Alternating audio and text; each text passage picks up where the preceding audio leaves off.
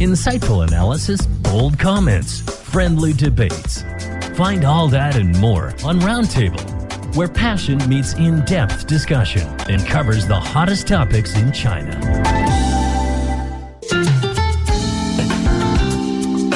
Hello, everybody. Happy Monday. Welcome to Roundtable, coming to you live from Beijing. I'm your host, He Yang. I'm joined by a respected young man, Lai Ming. Oh, ho, ho, ho. Very happy to be on the show. You sound as happy as Santa Claus.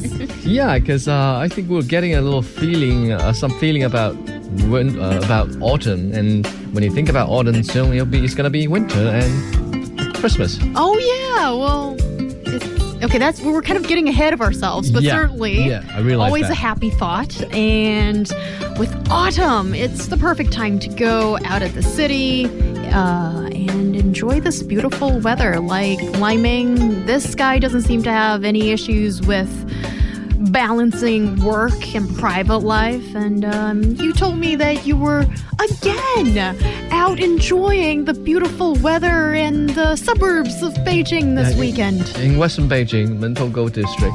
Oh, nice. And I went to two places actually. The Miaofengshan Mountain, where people go and enjoy the mountainous road. I mean, those meandering mountainous roads. And we see cyclists and motorcyclists. Oh, right. Apparently having a good time there. And also then I went to the Jingxi Gudao. It's like the Nanxing Road in West Beijing. So there was a checkpoint I think we enjoyed. And also the Nanxing Road was dotted with, I think it was the footprints of horses. Ah, well, how interesting is that?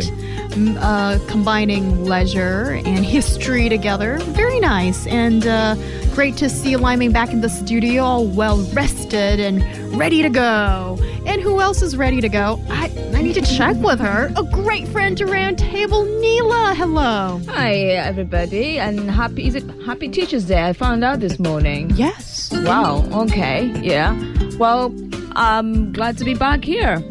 Lovely to have you back here. And we always have some good discussions on the show, girl.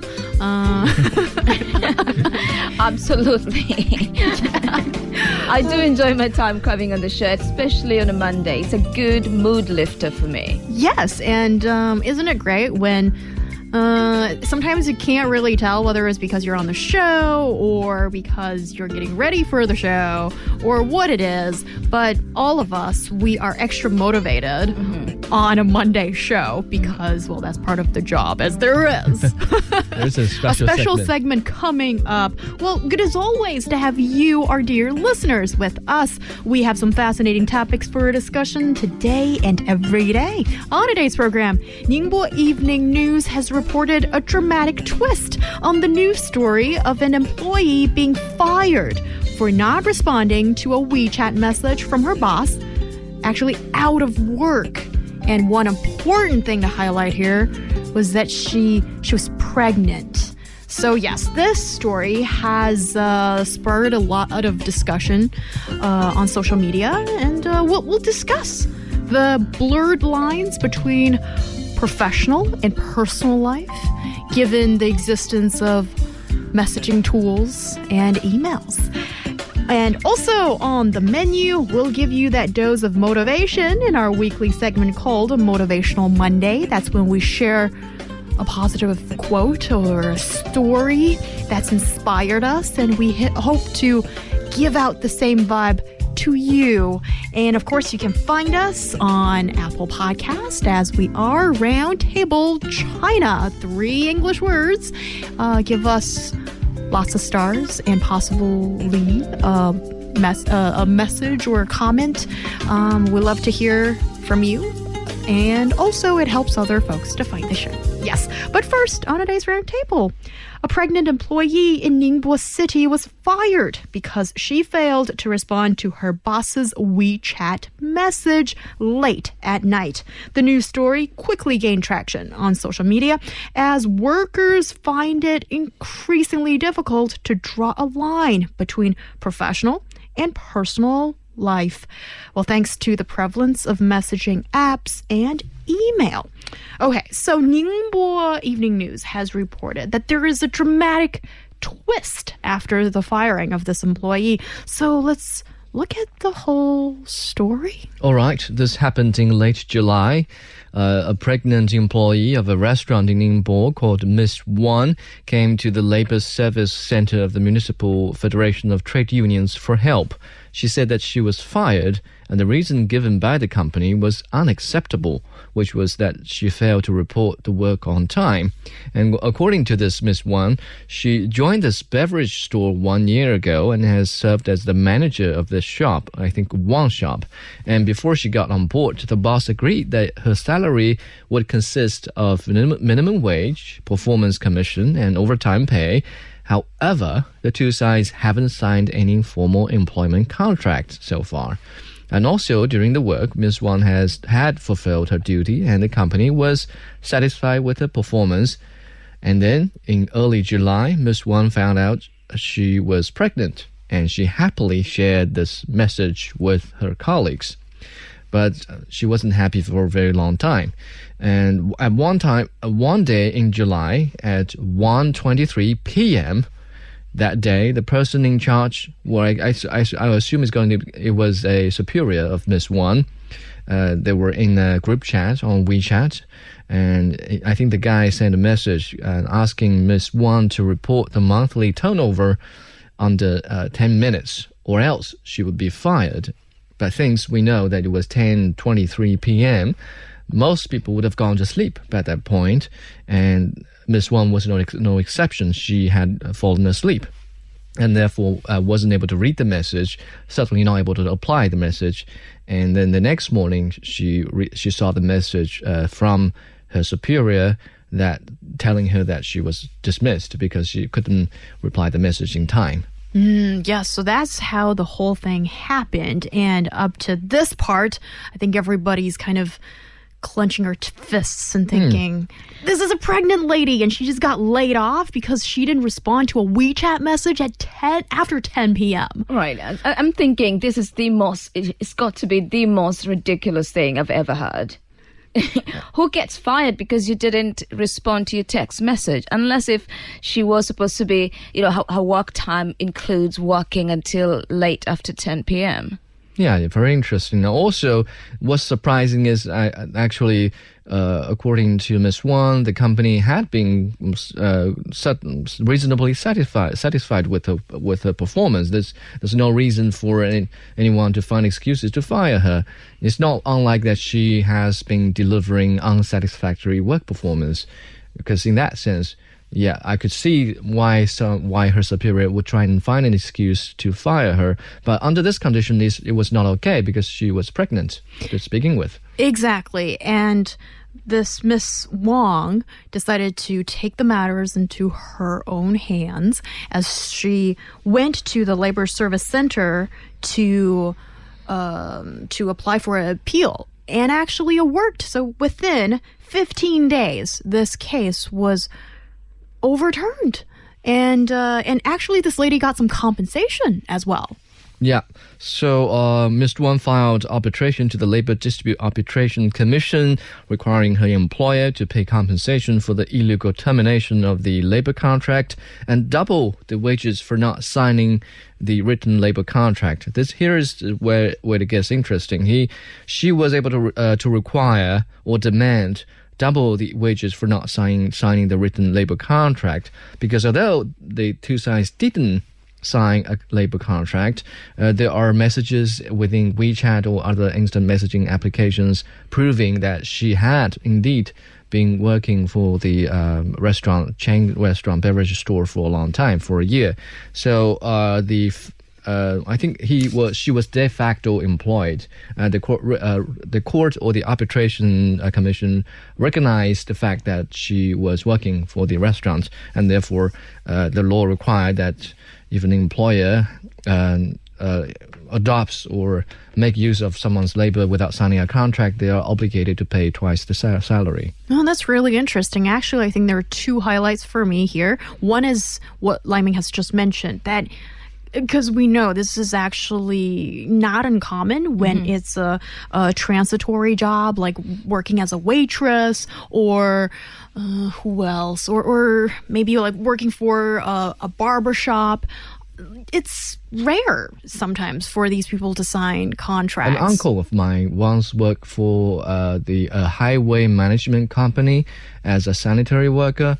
So he basically picked up garbage on the highway, and let's face it, it wasn't a very competitive job, so anyone can do it. So he was lucky to be employed, and I think in his case, a lot of his co-workers wasn't given a labor contract. Yes. So, but it's kind of reassuring to know that once you take it to the labor union, and when the situation gets assessed, and even without a written contract, as long as there's sufficient evidence to prove that there is this de facto contractual relationship between the two parties, then your rights get protected. And another highlight for me here is that, yes, this lady was pregnant. And you can't just lay people off when they're pregnant without any apparent reason. And, well, I think these days pregnancy is a little bit of a sensitive issue in the workplace, considering that nationally, I think the atmosphere is like, we want more babies. And but for so many working moms, I'm thinking, do we know if this her superior was a man or a woman? That part we are not clear. We're because not I sure. am thinking, for any regular person, I'm thinking it had to be a man who probably was. Because men sometimes you don't understand how, what happens with pregnancies and how a woman's body functions. Because in most cases, most pregnant women are usually very exhausted, especially if it is within the first 3 months, in the first trimester. And so if it was a woman, I'm thinking she would have been able to understand that. But in this case, for me, as I hear, as I read more, as I understand more of this case, then I'm beginning to believe the boss must have been a man. And also, whatever happened to, getting a warning letter or a warning message before somebody gets fired? Because why couldn't they just do that? And also expecting somebody to answer to you after, to me, it's ridiculous. It's an absurd situation. Well, expecting you to be on call when it's 10 p.m. Yes, but that's really interesting. And also, I suspect this is the part that so many people feel, yeah, it's like talking to me. That's my situation. When, okay, so for people in this studio, we can't really complain because we're working in the media and we're expected to always be on the other end of the phone when it's business and we have to pick up the phone call. And I remember the boss reiterating it. And I guess this is just one of the things you have to pay for as a person that works in this profession. But now, because everybody uses WeChat, and I remember a few years ago, before WeChat was this popular, you had the excuse that, I don't use that app, or I don't have a smartphone, wink, wink. But now you can't use that as an excuse anymore. No. And also, if you're working in the corporate environment, you have to respond to emails, those kind of things. So, back in the day, I used to think that it was only doctors and drug lords, lawyers, that are on call 24/7 on weekends as well. But now it seems that, is it true that to some extent that all employees are expected to be on call 24/7, and you got to check your WeChat or whatever messaging app it is? I mean, for me, let's face it, there's so many things that I get involved with. When I'm at work, during my working hours, I will constantly check in on WeChat groups. And to be honest, perfectly, I am not a huge fan of WeChat groups, especially if you're communicating something important and you expect me to be in a group, I always mute all groups, and I check it whenever I feel like, okay, let me see what people have been talking about. If something is really, really urgent, somebody will text me directly or will give me a call. And that I'll be able to respond, promptly. But if you send me a message on a group chat after my working hours, I will definitely not look at it. Okay, but this also insinuates that your boss is rather tolerant in this situation. No, but the thing is, like, maybe I do have really good bosses, because if they know, and I've made it clear to me, I don't really, it doesn't matter. Even with my family, I'm like that. Like, it's I have a curfew for things. I'm at work. If I'm not there and you're looking for me, or if something's really, really urgent, then just send me a message directly, because I'll be able to see it. Most of the time, most of my groups are muted, so I don't get to see the alert when the message comes in. At some point, hours later, then I'll remember when I'm just scrolling through, idling around and scrolling through my phone, then I'll be able to go through the messages of the group chats. Otherwise, I just never do that, because I personally feel it's a waste of time going back and forth, back and forth, back and forth. It's a waste of time. It's not helping anybody. If it's really important, we talk face to face, or you give me a call. Yeah. Makes sense. Yes.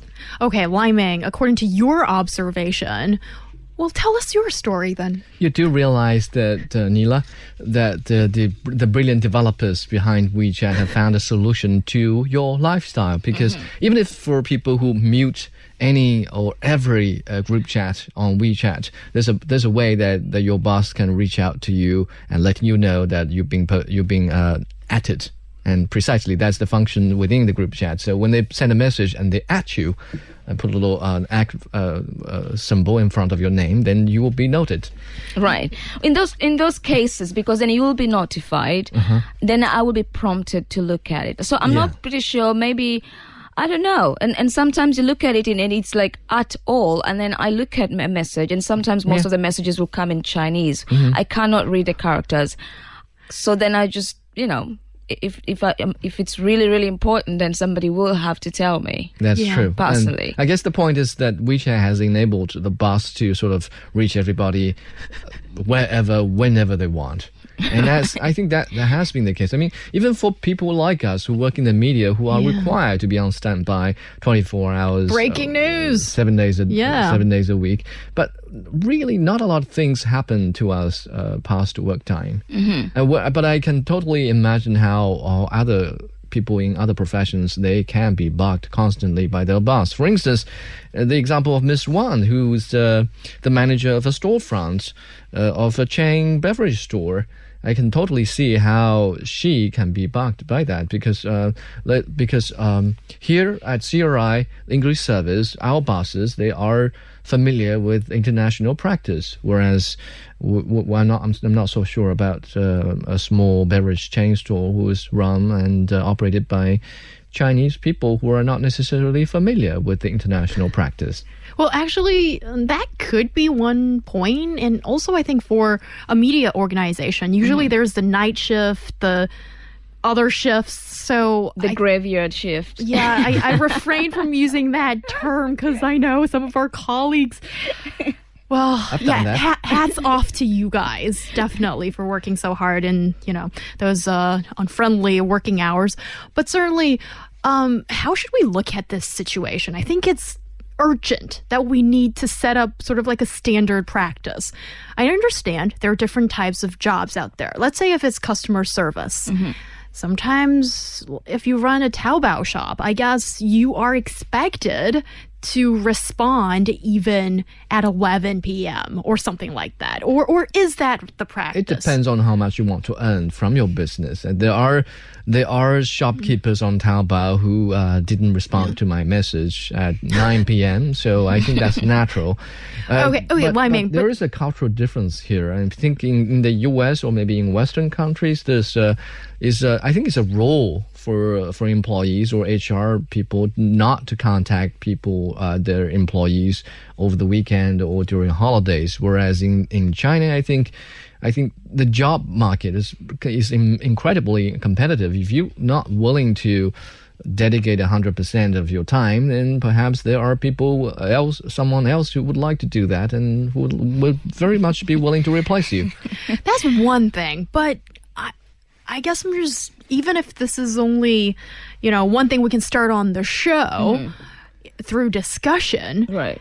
I'm thinking about welfare for average workers. What should the company standard be? Because the company can be more lenient or more aggressive, but with this new messaging tool, it's no longer new anymore. It's sort of common for people to use every day now, and also emails that some people feel that you need to respond quickly, otherwise it looks bad on you. So shouldn't you think that there is some sort of readjustment possible in this working culture? Or, should we lean towards the more staying away from these things or not? I'll give you a solution. For me, from my background in Kenya, and now it's just beginning to be clear, I usually wonder why one person has 3 different phones. One is usually for work, and after working hours, they will turn off that phone. Okay. And then they've got a family line, which means it's super, super important. That means 24 hours I'm available. So if you're lucky and you get that family number of that particular individual, then you consider yourself very special. Ooh. And then you've got the general friends phone, that you don't answer during work time. So that one is switched on after working hours. So many people do this, and I never really understood why somebody would bother having 3 different lines. And if you and they will give you only one line. So depending on if they just look at you as a colleague, that means they can only communicate with you on WhatsApp or WeChat during working hours. After that, you will never find them. So, but in most cases, from what I know, a lot of people make sure they give all the 3 numbers or the 2 numbers they have to their bosses. And the bosses are usually very respectful. Unless it's really, really, really urgent, they will call you. They will not send you a text message. They will give you a call, deal with it for 1-2 minutes, and then that's about it. In some cases, I've experienced where I've had a situation where the boss will text you and say, are you in a position to talk? I have something urgent I need to ask you. If you don't respond immediately, then they'll call you. And then if they find an answering machine, then they'll just leave you a message and tell you, when you have time, this is really urgent, please get back to me. Yeah, I think yes, that's a very interesting phenomenon, especially if you compare that to the Chinese practice. I think it's a good thing that Chinese people still value their job so much, and they think of dedication to work as an ethic that everyone must have. And it's the reason why China's economy has been able to develop so fast. It's the reason why Chinese people have been believed to be the most hardworking people in the world. But on the other hand, I think this obsession with work ethics or blind obsession with dedication at work is hurting the image of Chinese companies, actually. Because I believe even in state-owned enterprises, huge enterprises, there's a problem with the quality of management. I mean, there are people who believe that you have to give 100% or 120% to the company, or else you're just worthless to the company. But I think it reflects a poor understanding of management, because I think that way of management, of pushing the employees, is not sustainable. We have to look at the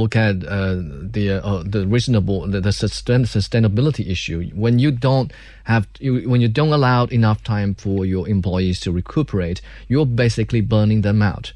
I mean, if you can't find fast replacement for them, then good for you. If you can't, then that's going to take a hit, or it's going to deliver a blow to the performance of your company as a whole. I think that's a very good point, Lai Ming, because certainly I think these days, for someone to enter a company as an employee, we're often sort of just receiving or whatever is asked of us. We go along with it. It's being indoctrinated. And it's hard to escape from that, especially when you look at Chinese workers are usually so very diligent and want to do well, and sometimes, a lot of the times, we're afraid to lose our jobs because there is people who are ready to sit at your seat as it feels like. So, well, how do we go about this issue? I think that every company needs to have its own culture and set their own rules. And also, I think as much as, being available 24 hours a day is good for, for a company, for productivity, but it doesn't necessarily mean that you're making an employee happy. And if you have an unhappy employee, then it's not really going to help the company either. So I just think there has to be some boundaries, professional boundaries, and every company should make that clear. Yes, if you're urgent, super urgent, then call the employee. Exactly. If it can wait, let it wait. Yes, after work. Yes, you're listening to Roundtable. We'll be back with more discussion. Informed opinion and heated debate. Find out what's got China talking and join us for your Roundtable discussion.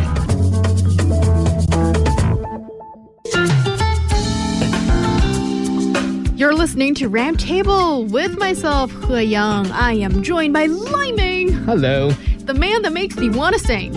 Oh, hi. I think for some strange reason actually rhymed a little bit. Well, kudos. Well, I guess I have to thank my grandma for getting me that lovely interesting name. Great to have you here, sir. And we've got a great friend to Roundtable, Nila, back on the show. Yeah, that's my name, Nila. Yeah. As always, it's great to be on the show. It's a great mood uplifter for me every Monday because Mondays are not my favorite days. I know, Monday's hard for everyone. But on Roundtable, we have this extra special purpose to motivate. As, we have that segment coming up soon. We have more topics, discussion, waiting for you coming up. What makes a great teacher? I'll need you guys to have a personal answer, I suppose. Yeah. And yeah, okay, good. And, well, in true digital age fashion, we'll turn to an app for some answers. And we'll give you that dose of motivation in our weekly segment called a Motivational Monday. That's when we share positive quotes and stories. And we want to inspire you on this Monday. If you're listening to our show on demand, you can find us on Apple Podcast at Roundtable China. And 2 apps where you can check us out. That's the 轻松调频 app and China Plus app. And now on Roundtable, today is the Teacher's Day. Let's give the teachers a holler. Woohoo! Oh, hi. Yes. Happy Teacher's Day. Happy Teacher's Day. Yay. Well, students around the country seize this opportunity to express their gratitude to their teachers. And yeah, it's got us thinking, what makes a great teacher? Well, in the eyes of students and parents, in a truly digital-aged fashion, there's an app that's got some results for us to look at. So let's look at Teacher's Day and the findings of this app. Here is a company that has found an interesting way to broadcast their presence. Now, I think this application is called 小黑板, Little Blackboard. So it was used by 300,000 teachers in more than 30,000 schools around China, covering 10 million Chinese families. And it published a questionnaire to have an idea about what the ideal teacher is in parents' minds, and therefore hopefully teachers can get inspiration about how they should conduct themselves. And the questionnaire was handed out to its users since mid-August, and so far a total of 11,077 valid questionnaire within 2 weeks has been collected, and the results show that the teacher's social status continued to improve in the parents' minds. That's very interesting. So what makes an ideal teacher then? Well, amiable and easy to approach. It seems that's the most popular. There is an old Chinese saying, talented teachers are trained by strict teachers, 严师出高徒, but apparently that is no longer true. In nowadays, the survey showed that 46.3% of respondents hoped teachers to be amiable and easy to approach, and 28.5% thought teachers should be humorous. Only 25.2% hope teachers should be strict. Hey, here's actually a little bit of a paradox for me, I think. So can a teacher be strict and amiable at the same time? Like you can be very strict in having high standards and teach students and, watch them closely, but also be like a nice and approachable teacher. Is that not, do those two don't work together? I think they might work under certain circumstances. Say, I think I have a very strict teacher when I was in first grade in primary school. I think there is a saying, actually the smallest of my uncle also attended her class, and his saying was that whoever attended Miss Zhao's class would have longer ears than other students who attended other classes. Ooh. Because she would be so strict. When you make mistakes, she would, pinch your ears and drag them.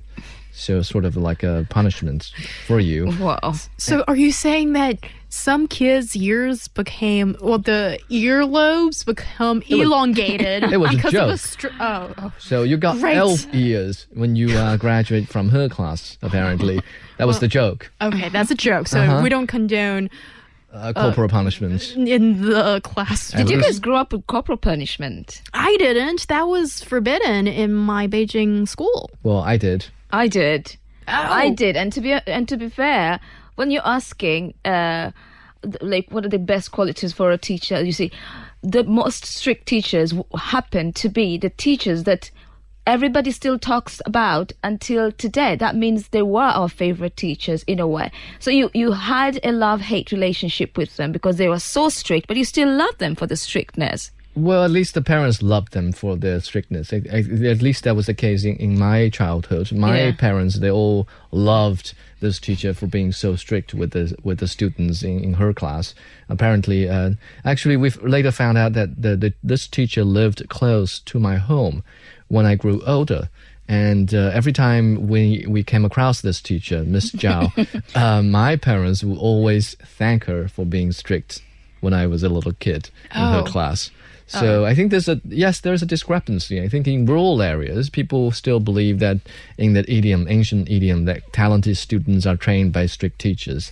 Whereas in bigger cities, I think in Beijing, they are certainly more willing to experiment with more innovative ways of teaching, and therefore parents are also more accepting of modern ways featuring amicable teachers and that are easy to approach. That's very interesting, because when you look at this questionnaire results that are collected here, there's also this question about teacher-student relationship, and the vast majority, 83.5% of parents, wanted that to be an equal relationship. Interesting. But here I have a question. Does it mean that it's teacher to student or teacher to parent that's equal? Because in the classroom, if you want the teacher and the student to be equals, how does that work? One party's teaching the other. The other knows nothing. How do you establish authority? I think specifically in my case, I remember a lot of parents who went to, say, a parents' class or meeting with the teacher or PTA. Whenever those parents went to those meetings, I specifically remember some of the parents telling the teachers to be strict. Be strict with my kid, please. Because they're spoiled little brats at home, and they need to learn some rules, hopefully there's only the teacher if they can't learn at home. Some even went so far as to say, it's okay if you punish them a little bit. And You have my authorization to just exercise. That sounds like my parents when I was growing up. Exactly that. And to them, they did believe, and many parents out there did believe, that if you spare the road, you spoil the child. And also, like, corporal punishment was part of being a strict a teacher, and that will induce some sort of fear, which in turn will motivate the student maybe to work harder, to be not to miss school. But at the same time, I don't know, it either worked for some students and with some students didn't. But in this day and age, since then in Kenya, corporal punishment has been banned by law. So when you talk about the teacher-student relationship, I think in my understanding, it basically means you want the teachers not to, you don't want your students to be fearful, to speak up. You want to create that equal, safe environment for students to be able to also challenge the teachers, but in a more constructive way. That's just basically my understanding.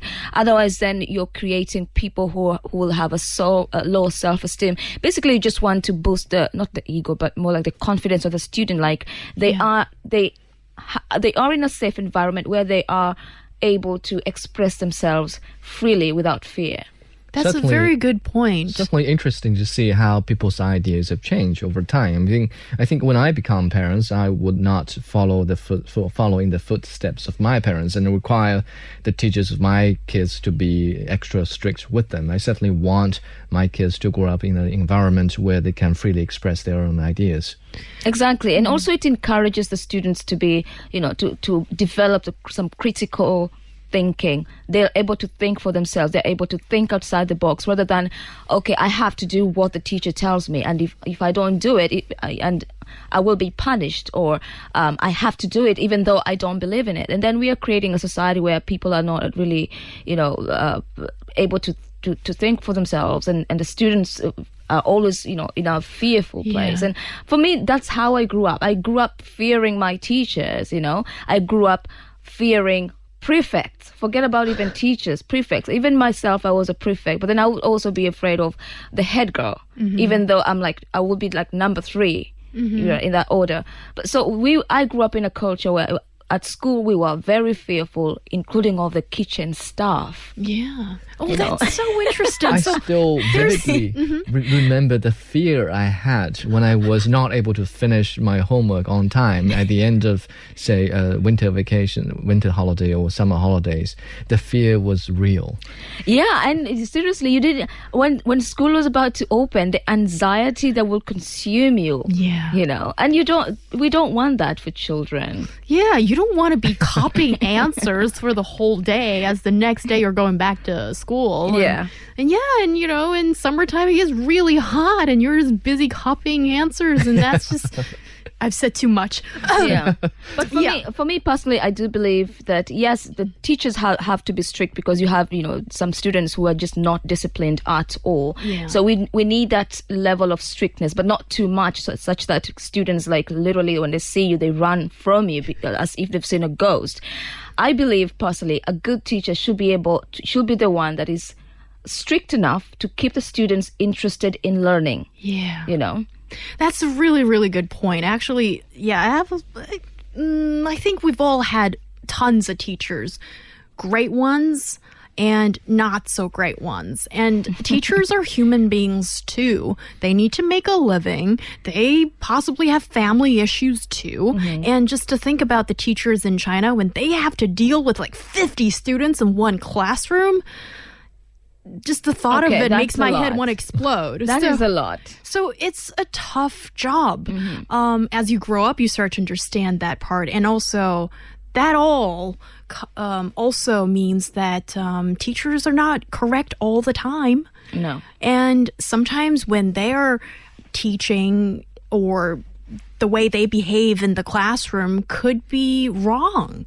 And sometimes if the students are not equipped with the ability or the courage to differentiate that, I think that'd be very bad for the kids' growth long term. So this is actually, I think, a a delicate matter in a way, because both of you have voiced the concern that, yes, we want the kids to not be ruled by fear, not at the school or at home, right? I think that would be ideal. But they also need to be taught rules, discipline, and a lot of these fundamental things in life needs to be built up in the classroom. But how does this delicate balance, how can it be established? I think, Neela, you raise a great point about installing interest in the kids. Well, I think most of the time it all begins at home with parents. If the parents are disciplined enough, the children will be disciplined enough.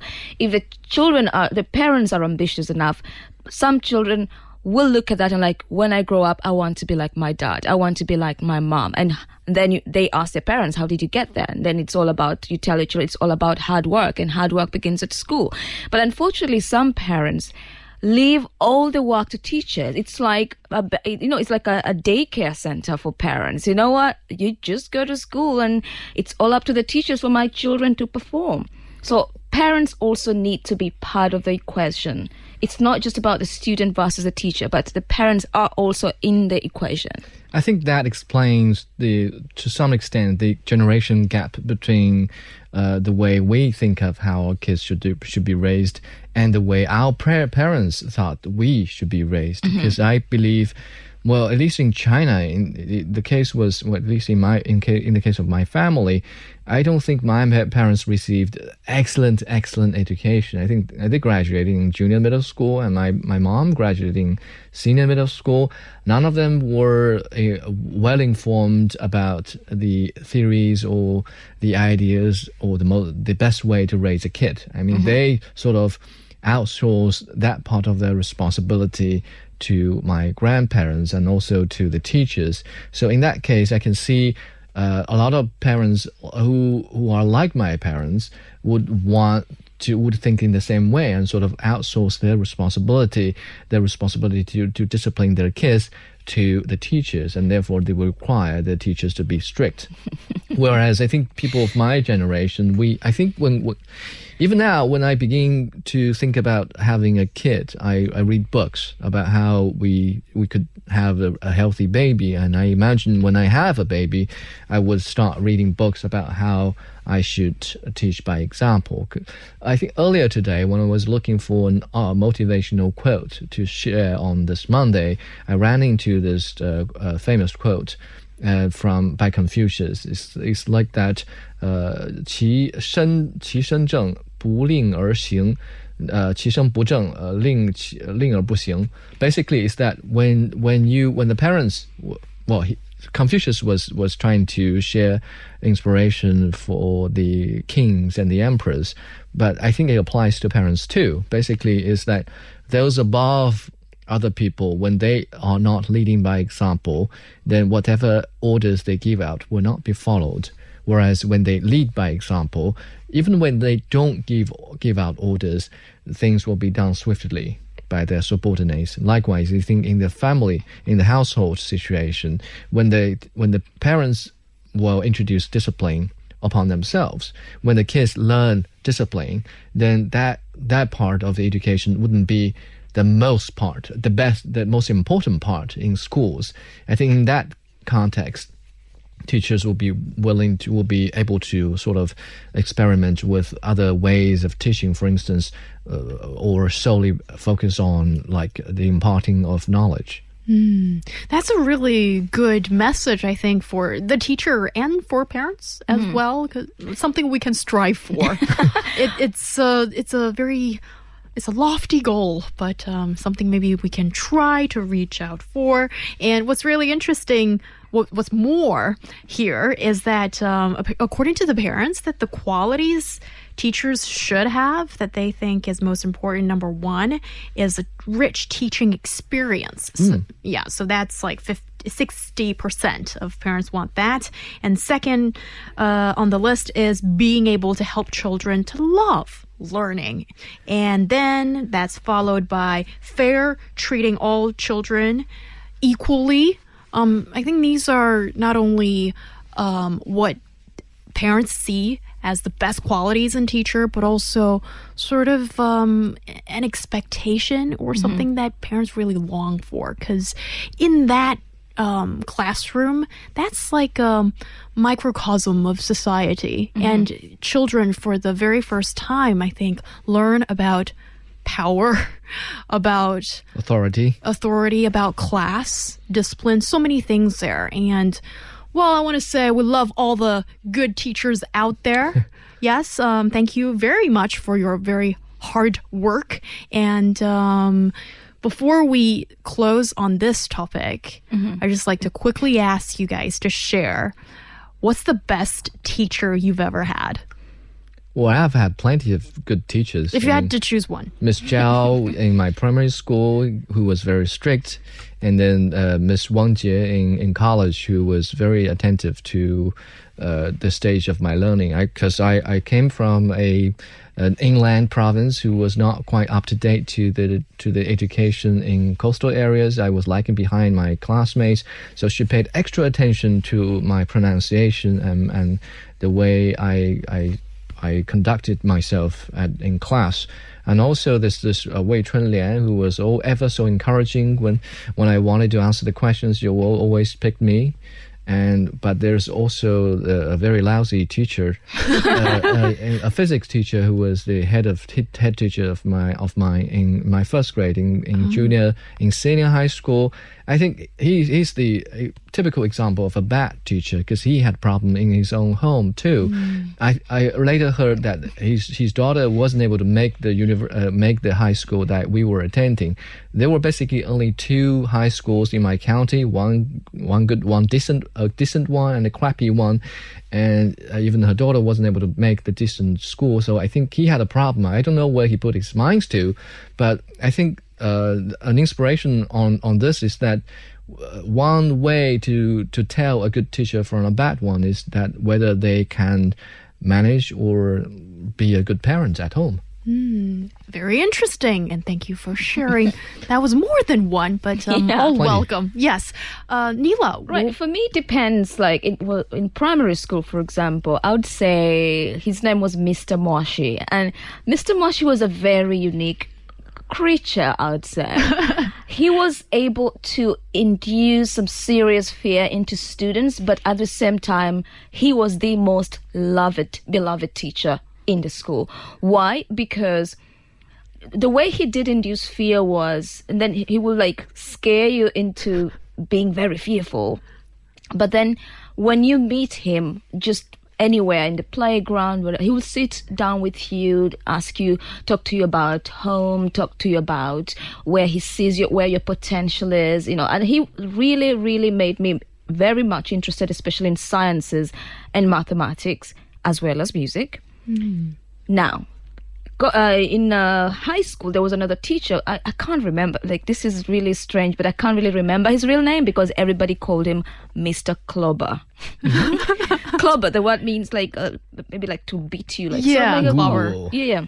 Ooh. So everybody used to call him Mr. Clobber. Now, Mr. Clobber was not a strict teacher in a sense, but he was humorous enough to make me love biology, even though I didn't like it. And he, up to this day, I wonder where he is. And wherever he is, I wish him and Mr. Mashi a very, very happy Teacher's Day. He must be very, very good, Mr. Clubber, because to make someone love biology. Exactly. Especially when you don't like it, the subject and you're interested. Because I remember before him, we had another teacher who was very nice, calm, very knowledgeable, very experienced. But I just felt, oh my goodness, I don't want to know about human anatomy. Here we go again.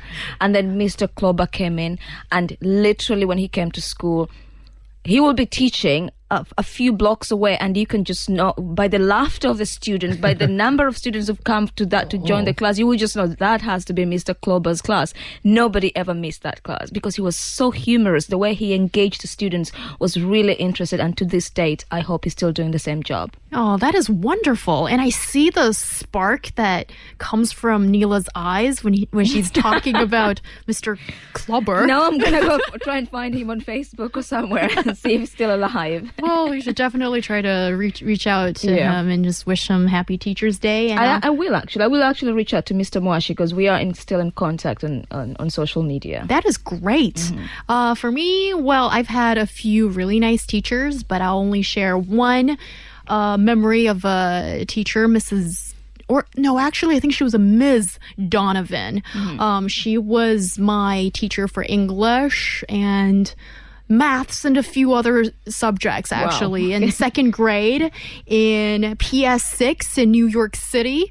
Second grade, I was a little girl. I was still learning English and didn't do very well in spelling, but she was very patient, and she was not your conventional kind of good teacher as you see her, because she's very tall. She's got a black tooth for some reason. So back then I thought, whoa, that was a little scary.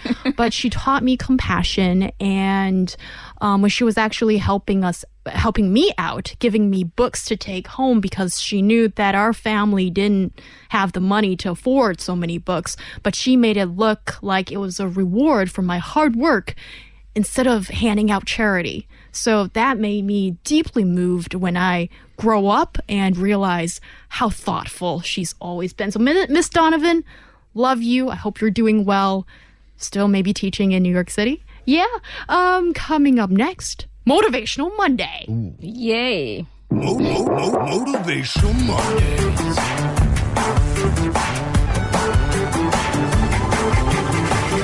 Motivational Mondays. I'm always so pumped after listening to that promo.